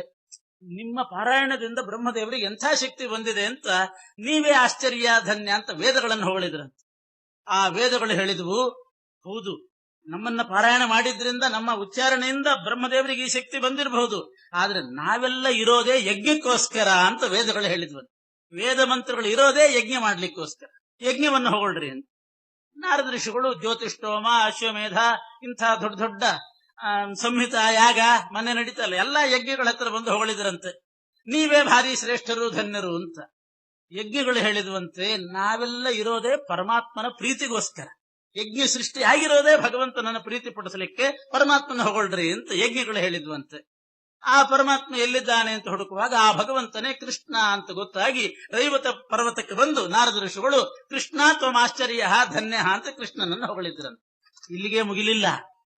ಕೃಷ್ಣನನ್ನು ಹೊಗಳಿದಾಗ ಕೃಷ್ಣ ಹೇಳಿದನಂತೆ, ನಾರದ್ರೆ ದಕ್ಷಿಣಾಭಿಸ್ಸಾಕಂ ಅಂತ ಅದಕ್ಕೊಂದು ಸೇರಿಸಿದ. ಅದೇನು ಅಂತ ಹೇಳಬೇಕಲ್ಲ. ದಕ್ಷಿಣಾಭಿಸ್ಸಾಕಂ ಅಂತ ಕೃಷ್ಣ ಹೇಳಿದ. ಅರ್ಥ ಆಯ್ತು ಅಂದ್ರು ನಾರದ್ರು. ಏನ್ ಅರ್ಥ ಆಯ್ತು ಅಂತಂದ್ರೆ, ಕೃಷ್ಣ ಸ್ವಲ್ಪ ತಿದ್ದುಪಡಿ ಮಾಡಿದ್ನಂತೆ. ನೀವು ಬಂದ ರೂಟ್ ಸರಿಯಾಗಿದೆ ಅಂತಾನೆ. ಕೂರ್ಮದ ಹತ್ರ ಹೋದ್ರಿ, ಗಂಗೆ ಹತ್ರ ಹೋದ್ರಿ, ಆಮೇಲೆ ಸಾಗರ, ಸಾಗರದಿಂದ ಭೂಮಿ, ಭೂಮಿಗಿಂತ ದೊಡ್ಡದು ಪರ್ವತ, ಪರ್ವತಕ್ಕಿಂತಲೂ ಶ್ರೇಷ್ಠ ಬ್ರಹ್ಮದೇವರು, ಬ್ರಹ್ಮದೇವರಿಗಿಂತ ಶ್ರೇಷ್ಠ ವೇದ, ವೇದಕ್ಕಿಂತ ಶ್ರೇಷ್ಠ ಯಜ್ಞ. ಯಜ್ಞ ಹೇಳಿತು ನಾನು ಶ್ರೇಷ್ಠ ಅಂತ ನನ್ನ ಹತ್ರ ಬಂದ್ಬಿಟ್ಟಿದ್ದೀರಿ. ಮಧ್ಯದಲ್ಲಿ ಒಂದು ಸ್ಟೇಜ್ ಇದೆ ಅಂತಾನೆ ಪರಮಾತ್ಮ. ಏನು ಅಂತಂದ್ರೆ, ಯಜ್ಞಕ್ಕಿಂತಲೂ ಶ್ರೇಷ್ಠವಾದದ್ದು ದಕ್ಷಿಣೆ. ಯಾಕೆಂದ್ರೆ ಯಜ್ಞ ಮಾಡಿದ ಕೂಡಲೇ ಪರಮಾತ್ಮನಿಗೆ ಪ್ರೀತಿ ಆಗೋದಿಲ್ಲ. ಆ ಯಜ್ಞ ಮಾಡಿಸಿದವರಿಗೆ ದಕ್ಷಿಣೆ ಕೊಟ್ಟ ಮೇಲೆ ಭಗವಂತ ಪ್ರೀತನಾಗ್ತಾನಂತೆ. ಯಜ್ಞ ಮಾಡಿಸಿ ಹೋಗಿ ಬರ್ರಿ ಅಂತಂದ್ರೆ ಭಗವಂತನಿಗೆ ಪ್ರೀತಿ ಆಗೋದಿಲ್ಲ. ಅದರಿಂದ ಯಜ್ಞಕ್ಕಿಂತಲೂ ದೊಡ್ಡದು ದಕ್ಷಿಣೆ. ಆ ದಕ್ಷಿಣೆಗಿಂತ ಉತ್ತಮ ನಾನು, ಯಾಕೆಂದ್ರೆ ದಕ್ಷಿಣೆ ಕೊಡೋದೇ ಭಗವಂತನ ಪ್ರೀತಿ ಆಗಲಿ ಅಂತ. ದಕ್ಷಿಣೆಗಿಂತಲೂ ಶ್ರೇಷ್ಠ ನಾನು. ದಕ್ಷಿಣೆ ಅಂತ ಅನ್ನೋದು ಇರೋದೇ ಪರಮಾತ್ಮನ ಪ್ರೀತಿಗೆ ಅಂತ. ಅದರಿಂದ ಅದೊಂದು ಸೇರಿಸ್ಕೋಬೇಕು. ದಕ್ಷಿಣಾಭಿ ಸಾಕು. ಯಜ್ಞದಿಂದ ನೇರ ನನ್ನ ಹತ್ರ ಬಂದು ಯಜ್ಞದಿಂದ ದಕ್ಷಿಣೆ, ದಕ್ಷಿಣೆಗಿಂತ ನಾನು ಶ್ರೇಷ್ಠ ಅಂತ ಕೃಷ್ಣ ಹೇಳಿದ ಅಂತ. ಇಷ್ಟು ಒಂದು ನಡೀತಂತೆ ಕೌರವರು ಪಾಂಡವರು ಎಲ್ಲ ಹೋದಾಗ. ಇದು ಹರಿವಂಶದಲ್ಲಿ ಬರ್ತಕ್ಕಂಥ ಒಂದು ಕಥೆ. ಅದನ್ನ ಆಚಾರ್ಯರು ಇಲ್ಲಿ ತಾತ್ಪರ್ಯ ನಿರ್ಣಯದಲ್ಲಿ ತಗೊಂಡು ಇದಕ್ಕೊಂದು ಹೊಸ ವ್ಯಾಖ್ಯಾನ ಮಾಡ್ತಾರೆ. ಬರೀ ಜಡ ಪದಾರ್ಥಗಳ ತಾರತಮ್ಯ ಹೇಳಲಿಕ್ಕೆ ಈ ಕಥೆ ಹೊರಟದ್ದಲ್ಲ. ಕೂರ್ಮ ಆಮೆ ದೊಡ್ಡದು, ಆಮೆಗಿಂತ ಗಂಗೆ ದೊಡ್ಡದು, ಗಂಗೆಗಿಂತ ಸಮುದ್ರ, ಇಷ್ಟೇ ಅರ್ಥ ಅಲ್ಲ. ಇದರಲ್ಲಿ ಬಹಳ ಅರ್ಥ ಗಾಂಭೀರ್ಯ ತುಂಬಿದೆ ಅಂತ ವ್ಯಾಸರ ಹೃದಯವನ್ನ ಚೆನ್ನಾಗಿ ಅರ್ಥ ಮಾಡಿಕೊಂಡು ಮಧ್ವಾಚಾರ್ಯ ಇಡೀ ಕಥೆಗೆ ಒಂದು ಹೊಸ ವ್ಯಾಖ್ಯಾನನೇ ಕೊಡ್ತಾರೆ. ಮಧ್ವಾಚಾರ್ಯ ತಾತ್ಪರ್ಯ ನಿರ್ಣಯ ಬಿಟ್ರೆ ಹರಿವಂಶದ ಈ ಕಥಾಭಾಗಕ್ಕೆ ಇನ್ನೆಲ್ಲೂ ಇಂಥ ವ್ಯಾಖ್ಯಾನ ಸಿಗೋದಿಲ್ಲ. ತಾತ್ಪರ್ಯ ನಿರ್ಣಯ ಓದಿದಾಗ ಮಾತ್ರ ಇದರ ಒಳ ಅರ್ಥ ಏನು ಅಂತ ಗೊತ್ತಾಗ್ತದೆ. ಮಧ್ವಾಚಾರ್ಯ ಹೇಳ್ತಾರೆ, ನಾರದ ಋಷಿಗಳು ಗಂಗಾ ಸ್ನಾನಕ್ಕೆ ಹೋದಾಗ ಒಂದು ಕೂರ್ಮ ನೋಡಿ ಕೂರ್ಮದ ಹತ್ರ ಹೊಗಳಿದ್ರು ಅಂತಂದ್ರೆ ಅರ್ಥ, ಈ ಸ್ನಾನ, ತೀರ್ಥಯಾತ್ರೆ ಇವೆಲ್ಲ ಮಾಡ್ತಾರಲ್ಲ ಕರ್ಮ, ಈ ಕರ್ಮಕ್ಕೆ ಅಭಿಮಾನಿ ಯಾರು ಅಂತಂದ್ರೆ ಪುಷ್ಕರ ಅನ್ನುವಂಥ ದೇವತೆ. ಕರ್ಮಮಾನಿ ಪುಷ್ಕರಸ್ತು 27 ಕಕ್ಷಗಃ, 27ನೇ ಕಕ್ಷೆಯಲ್ಲಿ ಬರ್ತಕ್ಕಂಥ ಪುಷ್ಕರ ಅನ್ನುವಂಥ ದೇವತೆ ಹರಿಕಥಾಮೃತಸಾರದಲ್ಲಿ ಅದೆಲ್ಲ ಬರ್ತದೆ. 27ನೇ ಕಕ್ಷೆಯಲ್ಲಿ ಬರುವ ಪುಷ್ಕರ ಅನ್ನುವಂಥ ಕರ್ಮಾಭಿಮಾನಿ ದೇವತೆ. ಅವನು ಎಲ್ಲ ಸತ್ಕರ್ಮಗಳಿಗೆ ಅವನ ಅಭಿಮಾನಿ. ಆದ್ರಿಂದ ಆ ಪುಷ್ಕರ ಅವನು ಶ್ರೇಷ್ಠ. ಯಾಕೆಂದ್ರೆ ಸತ್ಕರ್ಮ ಮಾಡಿಸೋನು ಅವನು ಅಂತ ಪುಷ್ಕರನನ್ನು ಹೊಗಳಿದ್ರಂತ. ಕೂರ್ಮ ಎಲ್ಲಿ ಕಳಿಸ್ತು? ಗಂಗೆ ಹತ್ರ ಕಳಿಸ್ತು. ಗಂಗೆ ಅಂತಂದ್ರೆ ಗಂಗಾದೇವಿ ಅಂತ ಅರ್ಥ. 20ನೇ ಕಕ್ಷೆಯಲ್ಲಿ ಬರ್ತಕ್ಕಂಥ ಗಂಗಾದೇವಿ 27ನೇ ಕಕ್ಷೆಯ ಪುಷ್ಕರನಿಗಿಂತ ಉತ್ತಮ. ಗಂಗೆ ಹೇಳಿದ್ದು ಸಮುದ್ರ ದೊಡ್ಡದು ಅಂತ. ಸಮುದ್ರ ಅಂದ್ರೆ ವರುಣ ಅಂತ ಅರ್ಥ. ಮಧ್ವಾಚಾರ್ಯ ಬರೀತಾರೆ 20ನೇ ಕಕ್ಷೆಯ ಗಂಗೆ ವರುಣನ ಹತ್ರ ಕಳಿಸಿದ್ಲಂತೆ, ನನಗಿಂತ ವರುಣ ಶ್ರೇಷ್ಠ ಅಂತ. ವರುಣ 13ನೇ ಕಕ್ಷೆ. 13ನೇ ಕಕ್ಷೆಗೆ ಬಂದ್ರು ನಾರದರು, ವರುಣನ ಪ್ರಶಂಸೆ ಮಾಡಿದ್ರು. ಸಮುದ್ರ ಏನ್ ಹೇಳಿತು? ಸಮುದ್ರ ಹೇಳಿದ್ದು ಭೂಮಿ, ನನಗಿಂತ ಭೂಮಿ ದೊಡ್ಡದು. ಭೂಮಿ ಅಂತಂದ್ರೆ ಪಾರ್ವತಿ ಅಂತ ಅರ್ಥ. 13ನೇ ಕಕ್ಷೆಯ ವರುಣ ಹೇಳಿದ, ಪಾರ್ವತಿ ನನಗಿಂತಲೂ ಉತ್ತಮಳು ಅಂತ. ಭೂಮಿಯ ಬಳಿಯಿಂದ ನಾರದರು ಬಂದದ್ದು ಪರ್ವತದ ಬಳಿಗೆ. ಅಂದ್ರೆ ಪಾರ್ವತಿ ಕಳಿಸಿದ್ಲಂತೆ, ನನಗಿಂತಲೂ ಮೇಲಿದ್ದಾರೆ ಯಾರು ಅಂತಂದ್ರೆ ಪರ್ವತ ಅಂತಂದ್ರೆ ಗರುಡಶೇಷ ರುದ್ರರು ಅಂತ ಅರ್ಥ. ನಾರದರು ಗರುಡಶೇಷ ರುದ್ರರ ಹತ್ರ ಬಂದು ಹೊಗಳಿದ್ರಂತೆ, ನೀವು ಶ್ರೇಷ್ಠರು. ಪರ್ವತಗಳು ಕಳಿಸಿದ್ದು ಬ್ರಹ್ಮದೇವರ ಹತ್ರ. ಅಂದ್ರೆ ಗರುಡಶೇಷ ರುದ್ರರು ನಾರದರನ್ನ ಕಳಿಸಿದರಂತೆ, ನಮಗಿಂತಲೂ ದೊಡ್ಡವರು ಚತುರ್ಮುಖ ಬ್ರಹ್ಮದೇವರು, ಅಲ್ಲಿ ಹೋಗ್ರಿ. ಬ್ರಹ್ಮದೇವರ ಹತ್ರ ಬಂದು ಹೊಗಳಿದ್ರು. ಬ್ರಹ್ಮದೇವರು ವೇದದ ಹತ್ರ ಕಳಿಸಿದ್ರು ಅಂತಂದ್ರೆ ಅರ್ಥ ವೇದದಲ್ಲಿ ಸನ್ನಿಹಿತಳಾದ ವೇದಾಭಿಮಾನಿನಿ ಆಗಿರತಕ್ಕಂತಹ ವೇದಮಾನಿನಿ ಲಕ್ಷ್ಮೀದೇವಿ ಅಂತ ಅರ್ಥ. ಅಲ್ಲಿ ಲಕ್ಷ್ಮೀದೇವಿಯನ್ನು ಬಂದು ಹೊಗಳಿದ್ರು, ವೇದಮಾನಿ ಲಕ್ಷ್ಮೀದೇವಿಯನ್ನು ಹೊಗಳಿದ್ರು. ವೇದ ಎಲ್ಲಿ ಕಳಿಸ್ತು? ಯಜ್ಞದ ಬಳಿ ಕಳಿಸ್ತು. ಯಜ್ಞ ಅಂದ್ರೆ ಯಾರು? ಯಜ್ಞ ಅಂತಂದ್ರೆ ಮಧ್ವಾಚಾರ್ಯ ಬರೀತಾರೆ ಯಜ್ಞಾಭಿಮಾನಿ ಲಕ್ಷ್ಮೀದೇವಿ ಅಂತ. ವೇದಾಭಿಮಾನಿ ಲಕ್ಷ್ಮಿಗಿಂತಲೂ ತಾರತಮ್ಯದಲ್ಲಿ ದೊಡ್ಡವಳು ಯಜ್ಞಾಭಿಮಾನಿ ಲಕ್ಷ್ಮೀದೇವಿ. ಯಜ್ಞಾಭಿಮಾನಿ ಲಕ್ಷ್ಮೀದೇವಿಗಿಂತ ತಾರತಮ್ಯದಲ್ಲಿ ದೊಡ್ಡವಳು ದಕ್ಷಿಣಾಭಿಮಾನಿ ಲಕ್ಷ್ಮೀದೇವಿ. ದಕ್ಷಿಣಾಭಿಮಾನಿ ಲಕ್ಷ್ಮೀದೇವಿಗಿಂತ ದೊಡ್ಡವನು ಪರಮಾತ್ಮ. ಮಧ್ವಾಚಾರ್ಯ ಬರೆಯುವರು. ಏನಿದು ಲಕ್ಷ್ಮೀದೇವಿ ಎಷ್ಟು ಮಂದಿ ಇದ್ದಾರೆ ಹಾಗಾದ್ರೆ? ಬ್ರಹ್ಮದೇವರು ಕಳಿಸಿದ್ದು ವೇದ ಹತ್ರ. ವೇದ ಅಂದ್ರೆ ವೇದಾಭಿಮಾನಿ ಲಕ್ಷ್ಮಿ. ವೇದಕ್ಕಿಂತ ದೊಡ್ಡದು ಯಜ್ಞ ಅಂದ್ರೆ ಯಜ್ಞಾಭಿಮಾನಿ ಲಕ್ಷ್ಮಿ. ಯಜ್ಞಾಭಿಮಾನಿ ಲಕ್ಷ್ಮಿಗಿಂತ ದಕ್ಷಿಣಾಭಿಮಾನಿ ಲಕ್ಷ್ಮಿ ದೊಡ್ಡವಳು ಅಂದ್ರೆ ಅರ್ಥ ಏನು? ಶ್ರೀಮದಾಚಾರ್ಯ ಬಿಡಿಸ್ತಾರೆ, ವೇದಾಭಿಮಾನಿ ಲಕ್ಷ್ಮಿ ಎಲ್ಲರ ತಲೆಯಲ್ಲಿ ವೇದದಲ್ಲಿರ್ತಾಳಂತೆ. ವೇದದಲ್ಲಿ ಸನ್ನಿಹಿತವಾಗಿರೋ ರೂಪ. ಲಕ್ಷ್ಮೀದೇವಿಗೆ 3 ರೂಪ, ಶ್ರೀ ಭೂ ದುರ್ಗಾ ಅಂತಿದ್ದ ಹಾಗೆ ವೇದಮಾನಿ ಲಕ್ಷ್ಮಿ, ಯಜ್ಞಮಾನಿ ಲಕ್ಷ್ಮಿ, ದಕ್ಷಿಣಾಮಾನಿ ಲಕ್ಷ್ಮಿ ಅಂತ 3 ರೂಪ. ವೇದಾಭಿಮಾನಿ ಆದಾಗ ಆ ಲಕ್ಷ್ಮಿ ಸ್ವಲ್ಪ ಕೆಳಮಟ್ಟದವಳಾಗ್ತಾಳೆ. ಅದೇ ಲಕ್ಷ್ಮೀದೇವಿ ಇನ್ನೊಂದು ರೂಪ ಯಜ್ಞಾಭಿಮಾನಿ ಆಗಿರ್ತದಲ್ಲ, ಆ ರೂಪ ಇನ್ನೂ ಸ್ವಲ್ಪ ಶ್ರೇಷ್ಠ ಅಂತ. ಆ ರೂಪಕ್ಕಿಂತಲೂ ಕೂಡ ಶ್ರೇಷ್ಠವಾದ ರೂಪ ಅಂತಂದ್ರೆ ದಕ್ಷಿಣೆಗೆ ಅಭಿಮಾನಿ ಆದ ರೂಪ ಇನ್ನೂ ಶ್ರೇಷ್ಠ ಅಂತ. ನಮ್ ತಾರತಮ್ಯ ಸಿದ್ಧಾಂತ ಅಂದ್ರೆ ಎಂಥ ತಾರತಮ್ಯ ನೋಡ್ರಿ. ಬೇರೆ ಬೇರೆ ದೇವತೆಗಳಲ್ಲಿ ಅಷ್ಟೇ ಅಲ್ಲ, ಲಕ್ಷ್ಮೀದೇವಿ ರೂಪಗಳಲ್ಲೇ ತಾರತಮ್ಯ. 3 ರೂಪಗಳಲ್ಲಿ ತಾರತಮ್ಯ ಇದೆ. ಯಾಕೆ ಅಂದ್ರೆ ವೇದ ಭಾಷ್ಯದಲ್ಲಿ ಇರ್ತದೆ. ವೇದಾಭಿಮಾನಿ ರೂಪಕ್ಕಿಂತ ಯಜ್ಞಾಭಿಮಾನಿ ರೂಪ ಯಾಕೆ ಶ್ರೇಷ್ಠ ಅಂದ್ರೆ, ಯಜ್ಞ ಮಾಡ್ತಾ ಇರುವಾಗ ಅದನ್ನೆಲ್ಲ ನಿಯಮನ ಮಾಡುವವಳು ಲಕ್ಷ್ಮೀದೇವಿ. ಯಜ್ಞಾಭಿಮಾನಿ ಲಕ್ಷ್ಮಿ ಎಲ್ಲಿರ್ತಾಳೆ ಅಂದ್ರೆ ಪರಮಾತ್ಮನ ತೊಡೆ ಮೇಲೆ ಕೂತಿರ್ತಾಳೆ. ಭಗವಂತನ ತೊಡೆ ಮೇಲೆ ಕೂತಿರುವಂತಹ ರೂಪವೇ ಯಜ್ಞಕ್ಕೆ ನಿಯಾಮಕ, ಯಜ್ಞಕ್ಕೆ ಅಭಿಮಾನಿ ಅಂತ. ದಕ್ಷಿಣೆ ಕೊಡುವಾಗ ಚಿಂತನೆ ಮಾಡಬೇಕಾದದ್ದು, ವೇದ ಓದುವಾಗ ಚಿಂತನೆ ಮಾಡಬೇಕಾದ್ದು ನಮ್ಮ ಕೈಯಲ್ಲಿರೋ ಆ ವೇದ ಗ್ರಂಥದಲ್ಲಿ ಲಕ್ಷ್ಮಿ ಇದ್ದಾಳೆ ಅಂತ. ಯಜ್ಞ ಮಾಡುವಾಗ ಪರಮಾತ್ಮನ ತೊಡೆಯಲ್ಲಿ ಲಕ್ಷ್ಮೀ ದೇವಿ ಕೂತ್ಕೊಂಡು ಅದನ್ನ ನಡೆಸ್ತಾ ಇರ್ತಾಳಂತ. ದಕ್ಷಿಣೆ ಕೊಡುವಾಗ ಯಾವ ರೂಪ ಚಿಂತನೆ ಮಾಡಬೇಕು? ಆವಾಗ ಚಿಂತನೆ ಮಾಡಬೇಕಾದದ್ದು ದಕ್ಷಿಣಾಭಿಮಾನಿ ಲಕ್ಷ್ಮೀ ರೂಪ ಅಂದ್ರೆ ಅರ್ಧನಾರಾಯಣ ಅಂತ ಒಂದು ಪರಮಾತ್ಮನ ರೂಪ ಇದೆ ಅಂತ. ಅರ್ಧನಾರಾಯಣ ರೂಪ ಅಂತ. ಬಲಗಡೆ ಅರ್ಧ ನಾರಾಯಣ, ಎಡಗಡೆ ಅರ್ಧ ಲಕ್ಷ್ಮೀದೇವಿ. ಶಿವಪಾರ್ವತಿಯರಿಗೆ ಮಾತ್ರ ಅರ್ಧನಾರಿ ನರ ಅಂತ ಇರೋದಲ್ಲ, ಅರ್ಧನಾರೀಶ್ವರ ಅಂತ ಶಿವನಿಗೆ ಹೇಳ್ತಾರೆ. ಅದೇ ರೀತಿ ಪರಮಾತ್ಮನಿಗಿದೆ ಅಂತ. ಬಲಗಡೆ ಅರ್ಧ ಭಾಗ ನಾರಾಯಣ, ಎಡಗಡೆ ಅರ್ಧ ಭಾಗ ಲಕ್ಷ್ಮೀದೇವಿ. ಪರಮಾತ್ಮನ ಬಲಭಾಗಕ್ಕೆ ಪೂರ್ತಿ ಹೊಂದಿಕೊಂಡು ಅರ್ಧ ಭಾಗವಾಗಿ ಅರ್ಧಾಂಗಿಯಾಗಿರ್ತಕ್ಕಂಥ ಲಕ್ಷ್ಮೀ ರೂಪ ಇದೆಯಲ್ಲ, ಅದು ದಕ್ಷಿಣೆಗೆ ಅಭಿಮಾನಿ ಅಂತ. ಯಜ್ಞ ಮಾಡುವಾಗ ಅಭಿಮಾನಿ, ಪರಮಾತ್ಮ ತೊಡೆ ಮೇಲೆ ಕೂತಿರ್ತದೆ, ಪೃಥಕ್ ಆದ ಒಂದು ರೂಪ. ದಕ್ಷಿಣೆಗೆ ಅಭಿಮಾನಿ ಬಲಗಡೆ ನಾರಾಯಣ, ಎಡಗಡೆ ಇರತಕ್ಕಂಥ ಲಕ್ಷ್ಮೀ ರೂಪ. ಅವಳಿಗೆ ಹೆಸರು ಮಾತ್ರ ದಕ್ಷಿಣ ಅಂತ ಹೆಸರಂತೆ. ಯಾಕೆ ಅಂದ್ರೆ ದಕ್ಷೆ ಇನಃ ಯಸ್ಯಾಸ ದಕ್ಷಿಣ. ಇನ ಅಂದ್ರೆ ಪರಮಾತ್ಮ. ಇವಳ ದಕ್ಷ ಭಾಗದಲ್ಲಿ ಪರಮಾತ್ಮ ಇರೋದ್ರಿಂದ ವಾಮ ಭಾಗದಲ್ಲಿರೋ ಲಕ್ಷ್ಮೀ ದೇವಿಗೆ ದಕ್ಷಿಣ ಅಂತ ಹೆಸರು ಬಂತಂತೆ. ಅವಳೇ ದಕ್ಷಿಣೆಗೆ ಅಭಿಮಾನಿ. ಅದು ಪರಮಾತ್ಮನ ಅರ್ಧಾಂಗಿಯಾಗಿರೋದ್ರಿಂದ ಇನ್ನೂ ಶ್ರೇಷ್ಠ. ಆ ದಕ್ಷಿಣಾಭಿಮಾನಿ ಲಕ್ಷ್ಮಿಗಿಂತ ಅವಳಿಗೆ ಇಲ್ಲಿ ಅವಕಾಶ ಕೊಟ್ಟಿದ್ದೀನಿ ನಾನು, ಕರುಣೆ ತೋರಿ, ಆದ್ರಿಂದ ನಾನಿನ್ನೂ ಶ್ರೇಷ್ಠ ಅಂತ ಪರಮಾತ್ಮ ಹೇಳ್ಕೊಂಡಂತೆ. ಮಧ್ಯದಲ್ಲಿ ದಕ್ಷಿಣೆ ಬಿಟ್ಟಿದ್ರಿ, ಅದನ್ನೊಂದು ಬಿಡಬೇಡ್ರಿ ಯಾರು ಅಂತ ಹೇಳ್ತಾನೆ ಪರಮಾತ್ಮ. ದಕ್ಷಿಣಾಭಿಸ್ಸಾಕಂ ಅಂತ ನಾರದರಿಗೆ ಹೇಳಿದನಂತೆ. ಇದು ರೈವತಕ ಪರ್ವತದಲ್ಲಿ ನಡೀತು. ಹರಿವಂಶದಲ್ಲಿ ಈ ಕಥೆ ಮಾತ್ರ ಬಂದಿದೆ. ಅದಕ್ಕೆ ಈ ದೇವತಾ ತಾರತಮ್ಯ ಆಧ್ಯಾತ್ಮಿಕ ಪರವಾಗಿಟ್ಟುಕೊಂಡು ಈ ರೀತಿ ಅರ್ಥ ಮಾಡ್ಕೊಳ್ಬೇಕು ಅಂತ ಪಾಂಡವರ ಕಥೆ ಹೇಳ್ತಾ, ಕೌರವರ ಪಾಂಡವರ ಸಮ್ಮುಖದಲ್ಲಿ ನಡೆದಂಥ ವಿಷ್ಣು ಸರ್ವೋತ್ತಮತ್ವದ ಒಂದು ಚರಿತ್ರೆ ಹರಿವಂಶದನ್ನ ವ್ಯಾಖ್ಯಾನ ಮಾಡಿ ಶ್ರೀಮದಾಚಾರ್ಯರು ನಿರೂಪಣೆ ಮಾಡಿದ್ದಾರೆ. ಶ್ರೀಕೃಷ್ಣ ದ್ವಾರಿಕೆ ಬಳಿ ರೈವತಕ ಅನ್ನುವ ಪರ್ವತಕ್ಕೆ ಬಂದಾಗ ಎಲ್ಲ ರಾಜರ್ಷಿಗಳು ಸೇರಿರ್ತಾರೆ.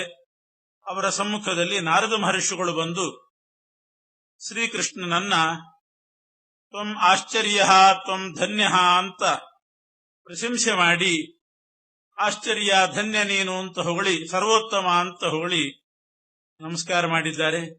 ಆ ಧನ್ಯಾಶ್ಚರ್ಯೋಪಾಖ್ಯಾನದ ಆಂತರ್ಯ ಏನು ಅನ್ನೋದನ್ನು ಕೂಡ ಅವರು ತಿಳಿಸಿದ್ರು. ಆಮೇಲೆ ಕೃಷ್ಣ ದಕ್ಷಿಣಾಭಿಸ್ಸಾಕಂ ಅಂತಂದ, ಅದರ ಮಹತ್ವವನ್ನೆಲ್ಲ ತಿಳಿಸಿದ್ದಾರೆ. ಅದ್ರ ಜೊತೆಗೆ ನಾರದ ಮಹರ್ಷಿಗಳು ಇನ್ನೂ ಕೆಲವು ರೀತಿಯಿಂದ ವಿಷ್ಣು ಸರ್ವೋತ್ತಮತ್ವವನ್ನು ಸ್ಥಾಪನೆ ಮಾಡಿದರಂತೆ. ಅದು ಬಹಳ ಮುಖ್ಯ. ಪ್ರತಿಯೊಬ್ಬರೂ ತಿಳ್ಕೊಳ್ಬೇಕಾದದ್ದು. ನಾನಾ ಮಾರ್ಗದಿಂದ, ನಾನಾ ಪ್ರಕಾರಗಳಿಂದ ಹರಿಸರ್ವೋತ್ತಮತ್ವವನ್ನು ಮನವರಿಕೆ ಮಾಡಿಕೊಳ್ಬೇಕು. ಅದಕ್ಕಾಗಿ ನಾರದರು ಹೇಳ್ತಾ ಇದ್ದಾರೆ, ಪ್ರತ್ಯಕ್ಷಂ ವೀರ್ಯಮಸ್ಯಾಪಿ ಕುಂತ್ಯ ಯುದ್ಧೇರ್ಥಿತಃ ಕೇಶವೋ ವೀರ್ಯಮಸ್ಮೈ ಅದರ್ಶಯತ್ ಪಾಂಡವಾನ್ ಧಾರ್ತರಾಷ್ಟ್ರಾನ್ ಭೀಷ್ಮದ್ರೋಣ ದ್ರೌಣಿ ಕೃಪಾನ್ ಸಕರ್ಣಾನ್ ನಿರಾಯುಧಾಂಶ್ಚಕ್ರ ಏಕಃ ಕ್ಷಣೇನ ಲೋಕಶ್ರೇಷ್ಠಾನ್ ದೈವತೈರಪ್ಯಜೇಯಾನ್. ನಾರದರು ಹೇಳಿದರು, ಎಲ್ಲ ರಾಜರ್ಷಿಗಳು ಕೃಷ್ಣನ ಸರ್ವೋತ್ತಮತ್ವವನ್ನ ಪ್ರತ್ಯಕ್ಷವಾಗಿ ನೋಡೇ ಇದ್ದೀರಿ ನೀವು ಅಂತಾರೆ. ನಾನು ಕಂಡೆ ಗಂಗಾ ನದಿಗೆ ಹೋದಾಗ ಆಮೆಯನ್ನು ಕಂಡು ಅದನ್ನು ಸರ್ವಶ್ರೇಷ್ಠ ಅಂತ ಹೊಗಳಿದ್ದೆ. ಆಮೆ ಮಾತಿನಂತೆ ಗಂಗಾ ನದಿಯನ್ನು ಹೊಗಳಿದೆ. ಆಮೆ ಅಂದ್ರೆ ಪುಷ್ಕರ, ಕರ್ಮಾಭಿಮಾನಿ ಪುಷ್ಕರ ಅನ್ನೋ ದೇವತೆ, ಅವನನ್ನು ಸರ್ವಶ್ರೇಷ್ಠ ಅಂತ ಹೊಗಳಿದೆ. ಅನಂತರ ಗಂಗಾ ನದಿಯನ್ನು ಹೊಗಳಿದೆ. ಗಂಗಾ ನದಿಯ ನಂತರದಲ್ಲಿ ವರುಣದೇವರನ್ನು ಸರ್ವಶ್ರೇಷ್ಠ ಅಂತ ಪ್ರಶಂಸೆ ಮಾಡಿದೆ. ವರುಣದೇವರಿಂದ ಪ್ರೇರಿತನಾಗಿ ಮುಂದೆ ಭೂಮಿ ಅಂದ್ರೆ ಉಮಾದೇವಿಯನ್ನು ಸರ್ವಶ್ರೇಷ್ಠ ಅಂತ ಹೊಗಳಿದೆ. ಉಮಾದೇವಿಯಿಂದ ಪ್ರೇರಿತನಾಗಿ ಪರ್ವತ ನಾಮಕರಾಗಿರ್ತಕ್ಕಂಥ ಗರುಡಶೇಷ ರುದ್ರ ಅವರನ್ನು ಶ್ರೇಷ್ಠ ಅಂತಂದೆ. ಅವರ ಮಾತು ಕೇಳಿ ಬ್ರಹ್ಮದೇವರನ್ನು ಶ್ರೇಷ್ಠ ಅಂದೆ. ಬ್ರಹ್ಮದೇವರ ಮಾತು ಕೇಳಿ ವೇದಾಭಿಮಾನಿಯಾಗಿರ್ತಕ್ಕಂಥ ಲಕ್ಷ್ಮಿಯನ್ನು ಶ್ರೇಷ್ಠ ಅಂದೆ. ವೇದಾಭಿಮಾನಿ ಲಕ್ಷ್ಮಿ ಮಾತಿನಂತೆ ಯಜ್ಞಾಭಿಮಾನಿ ಲಕ್ಷ್ಮಿ ರೂಪ, ಆ ರೂಪ ಶ್ರೇಷ್ಠ ಅಂತ ಹೇಳಿದೆ. ಅಂದ್ರೆ ಪರಮಾತ್ಮನ ತೊಡೆ ಮೇಲೆ ಕೂತಿರೋ ರೂಪ. ಅದಕ್ಕಿಂತಲೂ ಶ್ರೇಷ್ಠವಾದದ್ದು ಭಗವಂತನ ಅರ್ಧಾಂಗಿನಿಯಾಗಿ ಅರ್ಧನಾರಾಯಣನ ಎಡಭಾಗದಲ್ಲಿ ಇರ್ತಕ್ಕಂಥ ಲಕ್ಷ್ಮೀ ರೂಪ ಇನ್ನೂ ಶ್ರೇಷ್ಠ. ಅದು ದಕ್ಷಿಣೆಗೆ ಅಭಿಮಾನಿ, ದಕ್ಷಿಣಾ ನಾಮಕ.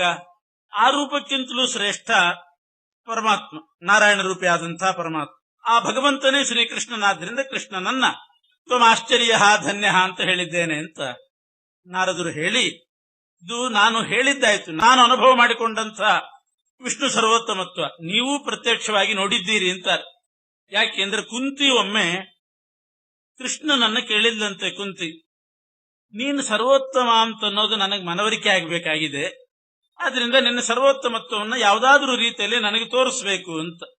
ಕೃಷ್ಣ ಹೇಳಿದ, ಹಾಗಿದ್ರು ಇಲ್ಲಿ ಎಲ್ಲ ರಾಜರ್ಷಿಗಳು ಸೇರಿದ್ದಾರೆ, ನನ್ನ ಹತ್ರ ಒಂದ್ಸಲ ಯುದ್ಧಕ್ಕೆ ಬಂದ್ಬಿಡ್ಲಿ ಅಂತ.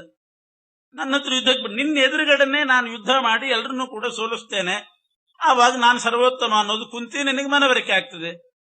ಹೀಗೆ ಆ ಅತ್ತೆ, ಕೃಷ್ಣನಿಗೆ ಸೋದರತ್ತೆ, ಅವಳು ಕೃಷ್ಣನ ಸರ್ವೋತ್ತಮತ್ವದ ಬಗ್ಗೆ ಪ್ರಶ್ನೆ ಮಾಡಿದಾಗ ಎಲ್ಲರೂ ಯುದ್ಧ ಮಾಡಿದ್ರಂತೆ.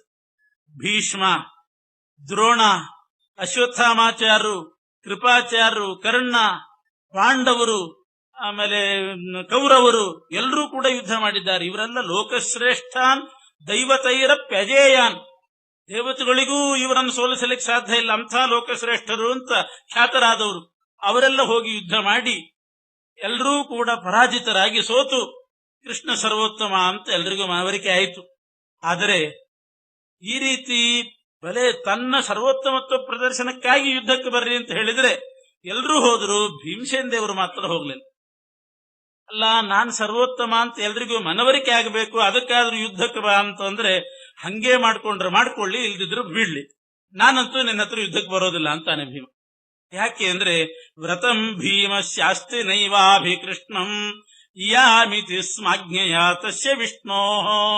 ಭೀಮ ಒಂದು ವ್ರತ ಇಟ್ಟುಕೊಂಡಿದ್ದಾನಂತ.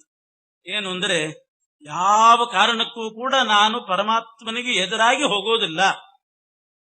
ಆದ್ರಿಂದಲೇನೆ ಭೀಮಸೇನ ದೇವರು ಗದಾವಿದ್ಯೆ ಕಲಿತದ್ದು ಬಲರಾಮನ ಹತ್ರ. ಬಲರಾಮನಿಂದ ಗದಾವಿದ್ಯೆ ಕಲಿತರಷ್ಟೇ ಹೊರತು ಕೃಷ್ಣನ ಹತ್ರ ಗದಾವಿದ್ಯೆ ಕಲೀಲಿಲ್ಲ. ಬಿಲ್ಲು ಬಾಣದ ವಿದ್ಯೆಯನ್ನಾದರೂ ಕಲಿಬಹುದು, ಯಾಕೆಂದ್ರೆ ಬಿಲ್ಲು ಬಾಣ ವಿದ್ಯೆ ಕಲಿಸಬೇಕಾದ್ರೆ ಪಕ್ಕದಲ್ಲಿ ನಿಲ್ಲಿಸ್ಕೊಂಡು ಕಲಿಸ್ತಾರೆ, ಇಲ್ಲಿ ಬಿಡು ಅಂತ ಹೇಳ್ತಾರೆ. ಡ್ರೈವಿಂಗ್ ಕಲಿಸಿದ ಹಾಗೆ ಪಕ್ಕದಲ್ಲಿ ಕೂತರು ಸಾಕು. ಗದಾವಿದ್ಯೆ ಕಲಿಬೇಕಾದ್ರೆ ಹಾಗಲ್ಲ. ಗದಾವಿದ್ಯೆ ಕಲಿಸುವವರು ಅವರೊಂದು ಗದೆ ಹಿಡ್ಕೊಂಡು ಶಿಷ್ಯನ ಕೈಲೊಂದು ಗದೆ ಕೊಟ್ಟುಕೊಂಡು ಇಬ್ರು ಪರಸ್ಪರ ಯುದ್ಧ ಮಾಡಬೇಕು. ಆ ರೀತಿ ಗದಾವಿದ್ಯೆಯನ್ನು ಕಲಿಸಬೇಕು. ಅದು ಕೃಷ್ಣನ ಎದುರುಗಡೆ ನಾನು ಗದೆ ಹಿಡ್ಕೊಂಡು ಹೋಗೋದು ಯಾಕೆ ಅಂತ ಭೀಮಸೇನ ದೇವರು ಕೃಷ್ಣನ ಹತ್ರ ಗದಾವಿದ್ಯೆ ಕಲೀಲಿಲ್ಲ, ಬಲರಾಮ ದೇವರ ಹತ್ರ ಕಲಿತು. ಅದು ಯಾವಾಗ ಅಂತಂದ್ರೆ ಬಲರಾಮನಲ್ಲಿ ಶುಕ್ಲಕೇಶಾವೇಶ ಇದೆ. ಶುಕ್ಲಕೇಶಾವೇಶ ಇದ್ದ ಸಮಯ ತಿಳ್ಕೊಂಡು ಆವಾಗ ಹೋಗ್ತಿದ್ದಿಲ್ಲಂತೆ ಗದೆ ಹಿಡ್ಕೊಂಡು. ಅವತ್ತಿನ ದಿವಸ ಪಾಠಕ್ಕೆ ರಜೆ, ಹೋಗ್ಲಿಕ್ಕೆ ಇಲ್ಲ. ಯಾವಾಗ ಶುಕ್ಲಕೇಶಾವೇಶ ಇರ್ತಿದ್ದಿಲ್ಲ, ಅದು ಹ್ರಾಸ ಆಗ್ತಿತ್ತು, ಆವಾಗ ಹೋಗಿ ಯುದ್ಧ ಮಾಡೋದಂತ. ಅವಾಗ ಗದಾ ವಿದ್ಯೆ ಕಲೀಲಿಕ್ಕೆ ಹೋಗೋದು, ಗದೆ ಹಿಡ್ಕೊಂಡು ನಮಸ್ಕಾರ ಮಾಡ್ಬೇಕಲ್ಲ ಗುರುಗಳಿಗೆ ಅಂತ. ಶುಕ್ಲಕೇಶಾವೇಶ ಇದ್ದಾಗ ನಮಸ್ಕಾರ ಮಾಡೋದನ್ನು. ಶುಕ್ಲಕೇಶಾವೇಶ ಅಂದ್ರೆ ಪರಮಾತ್ಮನ ಒಂದು ಶುಕ್ಲಕೇಶ ಅಂದ್ರೆ ಪರಮಾತ್ಮನ ರೂಪ, ಅದರ ಆವೇಶ ಇದ್ದಾಗ ನಮಸ್ಕಾರ, ಆವೇಶ ಹ್ರಾಸ ಆದಾಗ ಗದೆ ಹಿಡ್ಕೊಂಡು ಹೋಗಿ ಗದಾ ವಿದ್ಯೆ ಅಭ್ಯಾಸ ಮಾಡ್ತಿದ್ರಂತೆ ಭೀಮಸೇನ ದೇವರು. ಇಂಥ ಭಾಗವತ ಧರ್ಮನಿಷ್ಠರಾದವರು ಭೀಮಸೇನ ದೇವರು ಕೃಷ್ಣನ ಹತ್ರ ವಿನೋದಕ್ಕಾಗಿ ಆದರೂ ತನ್ನ ಬಲ ಪರೀಕ್ಷೆ ಆಗಬೇಕು, ಯುದ್ಧಕ್ಕೆ ಬಾ ಅಂದ್ರೆ ಯಾಕೆ ಹೋಗ್ತಾರೋ? ವ್ರತಂ ಭೀಮಸ್ಯಾಸ್ತಿ ನೈವಾಭಿಕೃಷ್ಣಂ ಯಾಮಿತಿ ಸ್ಮಜ್ಞಯ ತಸ್ಯ ವಿಷ್ಣೋ. ಕೊನೆಗೆ ಕೃಷ್ಣನಿಗಿದೊಂದು ಸ್ವಲ್ಪ ಸಮಸ್ಯೆನೇ ಆಯ್ತು. ಕುಂತಿಗೆ ಮತ್ತೆ ಅನುಮಾನ ಉಳಿತದೆ, ನನ್ನ ಮಗನೇ ಶ್ರೇಷ್ಠನೋ ಏನೋ ಅಂತ. ಯಾಕೆಂದ್ರೆ ಭೀಮ ಅಂತೂ ಹೋಗ್ಲಿಲ್ಲ, ಹೋದ್ರೆ ಖಾತ್ರಿ ಆಗ್ತದೆ. ಅಕಸ್ಮಾತ್ ಹೋಗಿದ್ರು ಗೆಲ್ತಿದ್ನೋ ಏನೋ ಅಂತ ಒಂದು ಅನುಮಾನ ಉಳಿಬಾರ್ದಲ್ಲ. ಅವಳು ನೋಡಿದ್ರೆ ಸರ್ವೋತ್ತಮತ್ವ ತೋರಿಸುವಂತಿದ್ದಾಳೆ, ಭೀಮ ಯುದ್ಧಕ್ಕೆ ಬರೋದಿಲ್ಲ ಅಂತಿದ್ದಾನೆ. ಅದಕ್ಕೆ ಕೊನೆ ಕೃಷ್ಣ ಭೀಮನಿಗೆ ಒಂದು ಆಜ್ಞೆ ಮಾಡಿದನಂತೆ. ಸರಿ, ನಿನ್ನ ಭಾಗವತ ಧರ್ಮಕ್ಕೆ ಚ್ಯುತಿ ಬರೋದು ಬೇಡ, ನನ್ನ ಆಜ್ಞೆ ಈ ಒಂದು ರಥದ ಗಾಲಿಯನ್ನ ಗಟ್ಟಿ ಹಿಡ್ಕೋ, ಬಲ ಹಾಕಿ ಹಿಡ್ಕೋ ಅಂತ ಅಂದಂತೆ. ಆಯ್ತು, ಪರಮಾತ್ಮನ ಆಜ್ಞೆ ಆಯ್ತು ಅಂತ ಬಲ ಹಾಕಿ ಆ ರಥದ ಗಾಲಿ ಹಿಡ್ಕೊಂಡಂತೆ. ಅನಾಯಾಸವಾಗಿ ಶ್ರೀಕೃಷ್ಣ ಭೀಮನ ಕೈ ತಪ್ಪಿ ಹೋಗುವಾಗ ಅದನ್ನು ತಳ್ಳಿಬಿಟ್ಟಂತೆ. ಅದನ್ನು ದಬ್ಬಿದ. ಆಮೇಲೆ ಹೇಳಿದೆ ಕುಂತಿಗೆ, ನೋಡಿದ ಅವನು ಗಟ್ಟಿ ಹಿಡ್ಕೊಂಡಿದ್ದ, ನಾನು ದಬ್ಬಿದೆ ಅಂದ್ರೆ ಅವನಿಗಿಂತ ಬಲ ಜಾಸ್ತಿ ಇದೆಯೋ ಇಲ್ವೋ. ಕ್ಷತ್ರಿಯರಿಗೆ ಯಾವಾಗಲೂ ಬಲದ ಪರೀಕ್ಷೆ. ಕ್ಷತ್ರಿಯರಲ್ಲಿ ಯಾರು ಶ್ರೇಷ್ಠರು ಅಂತ ಅನ್ನೋದು ಬಲದಿಂದ ತೀರ್ಮಾನ ಮಾಡ್ಬೇಕಂತ. ಬ್ರಾಹ್ಮಣರಲ್ಲಿ ಯಾರು ಶ್ರೇಷ್ಠರು ಅನ್ನೋದನ್ನ ಜ್ಞಾನದಿಂದ ತೀರ್ಮಾನ ಮಾಡ್ಬೇಕಂತ. ಹೀಗೆ ಶಾಸ್ತ್ರ. ಕ್ಷತ್ರಿಯರಲ್ಲಿ ಬಲದಿಂದ ಪರೀಕ್ಷೆ. ಆವಾಗ ಭೀಮಸೇನ ದೇವರು ಹಿಡಿದ ಚಕ್ರವನ್ನ ಕೃಷ್ಣ ದಬ್ಬಿ ಮುಂದಕ್ಕೆ ಹೋಗೋ ಹಾಗೆ ಮಾಡಿ ನಾನು ಸರ್ವೋತ್ತಮ ಅಂತ ತೋರಿಸಿದಂತೆ. ಆಗ ಎಲ್ಲರೂ ಕೂಡ ಮನವರಿಕೆ ಮಾಡಿಕೊಂಡು ಏವಂ ಕ್ರೀಡಂತೋಪ್ಯಾತ್ಮಶಕ್ತಿಯ ಪ್ರಯತ್ನಂ ಕುರ್ವಂತಸ್ತೆ ವಿಜಿತಾ ಕೇಶವೇನ ತತಃ ಸರ್ವೇ ನೇಮುರಸ್ಮೈ ಪೃಥಾಚ ಸವಿಸ್ಮಯ ವಾಸುದೇವಂ ನನಾಮ. ಎಲ್ಲರೂ ಬಂದು ಆಮೇಲೆ ಕೃಷ್ಣನಿಗೆ ನಮಸ್ಕಾರ ಮಾಡಿದ್ರು, ನೀನೇ ಸರ್ವೋತ್ತಮ ಅಂತ. ಕುಂತಿದೇವಿಯು ಕೂಡ ಬಂದು ಆಶ್ಚರ್ಯಚಕಿತಳಾಗಿ ಎಂಥ ಶಕ್ತಿ ಇದೆ ಇದು ಕೃಷ್ಣನಿಗೆ ಅಂತ ಸೋದರತ್ತೆಯಾದ ತಾನೂ ಬಂದು ಕೃಷ್ಣನಿಗೆ ನಮಸ್ಕಾರ ಮಾಡಿದ್ಲಂತೆ. ಏವಂ ವಿಧಾನ್ಯದ್ಭುತಾನೀಹ ಕೃಷ್ಣೇ ದೃಷ್ಟಾನಿ ಪಶ್ಯತ ಸಹಸ್ರಸಶ್ಚ. ಹೀಗೆ ನೀವೆಲ್ಲ ಕೃಷ್ಣನ ವಿಷಯದಲ್ಲಿ ಬೇಕಾದಷ್ಟು ನೂರಾರು ಸಾವಿರಾರು ಇಂಥ ಕೃತ್ಯಗಳನ್ನು ನೋಡಿದ್ದೀರಿ, ಇಂಥ ಪ್ರಸಂಗಗಳನ್ನು ನೋಡಿದ್ದೀರಿ. ಆದ್ರಿಂದಲೇ ನಾನು ಕೂಡ ಬಂದು ತ್ವಂ ಆಶ್ಚರ್ಯ ತ್ವಂ ಧನ್ಯ ಅಂದ್ರೆ ನೀನು ನಿರಪೇಕ್ಷನಾಗಿದ್ದಿ, ಯಾರ ಅಪೇಕ್ಷೆನೂ ನಿನಗಿಲ್ಲ, ನೀನು ಸ್ವತಂತ್ರನಾಗಿದ್ದಿ. ಆಶ್ಚರ್ಯ ಅಂದ್ರೆ ನೀನು ಸರ್ವೋತ್ಕೃಷ್ಟ ವಸ್ತುವಾಗಿದ್ದಿ ಅಂತ ನಾನು ಹೊಗಳಿದ್ದ, ಅದಕ್ಕೋಸ್ಕರ ಅಂತ ನಾರದರು ಹೇಳಿದ್ರು. ಇಷ್ಟು ನಾರದರು ಹೇಳಿ ರುಕ್ಮಿಣಿ ದೇವಿಗೆ ಪಾರಿಜಾತದ ಕುಸುಮವನ್ನು ಕೊಟ್ಟು ಅಲ್ಲಿಂದ ಹೋಗ್ತಾರೆ. ಅನಂತರ ನರಕಾಸುರನ ವಧೆ ಅದನ್ನೆಲ್ಲ ಕೃಷ್ಣ ಮಾಡ್ತಾನೆ. 16,108 ಜನರನ್ನ 100 ಜನರನ್ನ ನರಕಾಸುರನ ಬಂಧನದಲ್ಲಿದ್ದವ್ರನ್ನೆಲ್ಲ ಬಿಡಿಸಿದ. ಅವರೆಲ್ಲರೂ ಕೂಡ ಕೇಳಿಕೊಂಡ್ರು, ಕೃಷ್ಣ ನೀನೇನೋ ನರಕಾಸುರನನ್ನು ಕೊಂದಿ, ಅವನ ಬಂಧನದಲ್ಲಿರ್ತಕ್ಕಂಥ ನಮ್ಮನ್ನ ಬಿಡುಗಡೆ ಮಾಡಿದಿ, ಮುಂದೆ ನಮಗತಿ ಏನು ಅಂತಂದ್ರು. ನಮ್ಮನ್ನು ಯಾರು ಮದುವೆ ಮಾಡ್ಕೊಳ್ತಾರೆ? ಎಲ್ಲರೂ ನಮ್ಮ ಬಗ್ಗೆ ಅನುಮಾನ ಪಡುವವರೇ. ನರಕಾಸುರನ ಬಂಧನದಲ್ಲಿದ್ದರು, ಹೇಗೆ ಮಾಡ್ಕೊಳ್ಳೋದು ಅಂತ ಎಲ್ಲರೂ ಹಿಂದೇಟ್ ಹಾಕ್ತಾರೆ, ನಮ್ಮ ಗತಿ ಏನು ಅಂತಂದಾಗ ಕೃಷ್ಣ ಅಂದ, ಹೌದು, ಒಂದು ಕಡೆ ಇದ್ದಾಗ ಎಲ್ಲರೂ ಅನುಮಾನ ಪಡುವವರೇ, ಅದರಿಂದ ನೀವೇನು ಯೋಚನೆ ಮಾಡಬೇಡಿ, ಸಮಾಜಕ್ಕೊಂದು ನೀವು ಪಿಡುಗಾಗೋದು ಬೇಡ, ಸಮಸ್ಯೆ ಆಗೋದು ಬೇಡ, ಬೇರೆ ಯಾರು ನಿಮ್ಮನ್ನು ಮದುವೆ ಮಾಡ್ಕೊಳ್ಳೋದಿಲ್ಲ, ಅನುಮಾನ ಪಡ್ತಾರೆ ನರಕಾಸುರನ ಬಂಧನದಲ್ಲಿದ್ರು ಅಂತ, ನಾನ್ ಮಾಡ್ಕೊಳ್ತೀನಿ ಅಂತ. ಅಲ್ಲ, ನಿನ್ನ ಬಗ್ಗೆ ಯಾರಾದ್ರೂ ಏನಾದ್ರು ಅಂದ್ರೆ ನಾನು ಅನಿಸ್ಕೊಳ್ಳಿಕ್ಕೆ ಇರೋದು ಅಂತ. ನಾನು ಇರೋದೇ ಅದಕ್ಕೆ, ಬೇಕಾದ್ರೆ ಮೊದಲಿಂದ ಅಂತಾನೆ ಬಂದಿದ್ದಾರೆ, ಯಾವ್ದು ಬಿಟ್ಟಿದ್ದಾರೆ ನನ್ನ ಬಗ್ಗೆ. ಕಳ್ಳ ಅಂದ್ರು, ಸುಳ್ಳ ಅಂದ್ರು, ಜಾರ ಅಂದ್ರು, ಇದು ಏನಾದ್ರು ಅಂದ್ರು ಅನ್ಲಿ, ನನಗೇನು ಅಭ್ಯಾಸ ಆಗಿ ಹೋಗ್ಬಿಟ್ಟಿದೆ ಅಂತ. ಆದ್ರಿಂದ ನನಗೇನು ಯೋಚನೆ ಇಲ್ಲ, ನಾನು ಮಾಡ್ಕೊಳ್ತೀನಿ. ಯಾಕೆ ಅಂದ್ರೆ ಸಮಾಜಕ್ಕೆ ನೀವು ಒಂದು ಸಮಸ್ಯೆಯಾಗಿ ನಿಮ್ಮ ತಂದೆ ತಾಯಿಗಳಿಗೆ ಬಂಧು ಬಾಂಧವರಿಗೆ ತೊಂದರೆ ಆಗಬಾರ್ದು, ನಾನ್ ನಿಮ್ಮನ್ನು ವಿವಾಹ ಮಾಡ್ಕೊಳ್ತೀನಿ ಅಂತ 16,108 ಜನರು ಒಟ್ಟಿಗೆ ಕೃಷ್ಣನಿಗೆ ಪತ್ನಿಯರು. 8 ಜನರು ಅಷ್ಟಮಹಿಷಿಯರು ಅಂತ ಪ್ರಸಿದ್ಧಿ. ಅದರಲ್ಲಿ 2 ರುಕ್ಮಿಣಿ ಮತ್ತು ಸತ್ಯಭಾಮ ಸಾಕ್ಷಾತ್ ಲಕ್ಷ್ಮೀದೇವಿಯ ಅವತಾರ. ಶ್ರೀರೂಪನೇ ರುಕ್ಮಿಣಿ ದೇವಿ, ಭೂರೂಪನೇ ಸತ್ಯಭಾಮಾದೇವಿ. ಶ್ರೀಭೂ ದುರ್ಗಾ ಅಂತ ಇನ್ನೊಂದು ರೂಪ ಇದೆ ಲಕ್ಷ್ಮೀದೇವಿದ್ದು, ತಮೋಗುಣಾಭಿಮಾನಿ ದುರ್ಗೆ. ಆ ದುರ್ಗಾದೇವಿ ಕೃಷ್ಣನ ತಂಗಿಯಾಗಿ ಅವತಾರ ಮಾಡಿದ್ಲು, ಆದ್ರಿಂದ ಅವಳು ಮದುವೆ ಮಾಡಿಕೊಳ್ಳಲಿಲ್ಲ. ಇನ್ನು ಉಳಿದ 6 ಮಂದಿ ಷಣ್ಮಹಿಷಿಯರು ಅಂತ ಲಕ್ಷ್ಮೀ ಕಕ್ಷೆಯಲ್ಲಿ ಬರೋದಿಲ್ಲ, ಲಕ್ಷ್ಮೀದೇವಿ ಆವೇಶವುಳ್ಳವರು ಸ್ವಲ್ಪ ಕೆಳಗಡೆ ಬರ್ತಾರೆ. ಅದಲ್ಲದೇನೆ 16,000 ಜನರನ್ನು ಕೂಡ 100 ಜನರನ್ನು ಶ್ರೀಕೃಷ್ಣ ನರಕಾಸುರನ ಬಂಧನದಲ್ಲಿದ್ದವರನ್ನು ವಿವಾಹ ಮಾಡಿಕೊಂಡಿದ್ದಾನೆ. ಅವರನ್ನೆಲ್ಲ ಮದುವೆ ಮಾಡಿಕೊಳ್ಳುವಾಗ ಏಕ ಮುಹೂರ್ತದಲ್ಲಿ ಏಕಕಾಲದಲ್ಲಿ ಮದುವೆ ಮಾಡಿಕೊಂಡಂತೆ ತನ್ನ ಚಿಂತೆ ಶಕ್ತಿ ತೋರಿಸಿ ಎಲ್ಲರನ್ನೂ ಕೂಡ ಪ್ರತ್ಯೇಕ ಪಲ್ಲಕ್ಕಿಯಲ್ಲಿ ಕೂಡಿಸಿ ಆ ದ್ವಾರಕೆಗೆ ಕರ್ಕೊಂಡು ಬಂದಂತೆ ಅಲ್ಲಿ ಪ್ರತ್ಯೇಕ ಭವನದಲ್ಲಿ ಒಂದು ಮುಹೂರ್ತದಲ್ಲಿ ಅಷ್ಟೂ ಜನರ ಪಾಣಿಗ್ರಹಣ ಮಾಡಿ ವಿವಾಹ ಮಾಡಿಕೊಂಡ. ಇದು ಸುದ್ದಿ ಎಲ್ಲಾ ಕಡೆ ಹಬ್ಬಿತು. ಶ್ರೀಕೃಷ್ಣ 16,100 ಜನರನ್ನ ಮತ್ತೆ ಬೇರೆ 8 ಮಂದಿ ವಿವಾಹ ಮಾಡಿಕೊಂಡಿದ್ದಾನೆ. ನಾರದರಿಗೆ ಮತ್ತೆ ಕುತೂಹಲ ಆಯ್ತು. ಆವಾಗಲೇ ಹಿಂದೆ ಆಶ್ಚರ್ಯ ಧನ್ಯ ಅಂದಿದ್ರು, ಈಗ ಹೇಗಿದ್ದ ನೋಡೋಣ ಅಂತ ಬಂದು ನಾರದ ಮತ್ತೆ ಕೃಷ್ಣನ ಮನೆಗೆ ಬಂದರಂತೆ. ಪುನಃ ದ್ವಾರಕೆಗೆ ಬಂದರು ನಾರದರು. ಯಾಕೆಂದ್ರೆ ಇಷ್ಟು ದೊಡ್ಡ ಸಂಸಾರ ಕೃಷ್ಣಂದು ಪರೀಕ್ಷೆ ಮಾಡಬೇಕು, ಹೇಗಿದ್ದಾನೆ. ತ್ಯಂ ದ್ವಷ್ಟ ಸಾಹಸ್ರ ಗೃಹೇಶು ದೃಷ್ಟ್ವಾ ತಾವತ್ ಸ್ವರೂಪೈ ವಿಹರಂತಮೇಕಂ ಸುವಿಸ್ಮಿತ ಪ್ರಯಯೌ ತಂ ಪ್ರಣಮ್ಯ ಶಕ್ರಪ್ರಸ್ಥಂ ಪೂಜಿತಶ್ಚಾತ್ರ ಪಾರ್ಥೈ. ದ್ವಾರಕೆಗೆ ನಾರದರು ಬಂದ್ರೆ ಕೃಷ್ಣ ಎಲ್ಲಿದ್ದಾನೆ ಅಂತ ಬಂದ್ರೆ ಒಂದು ಮನೆಯಲ್ಲಿ ಇದ್ದಂತೆ ಕೃಷ್ಣ. ಅಲ್ಲಿ ಒಬ್ಬಳೇ ಹೆಂಡತಿ ಇದ್ಲು.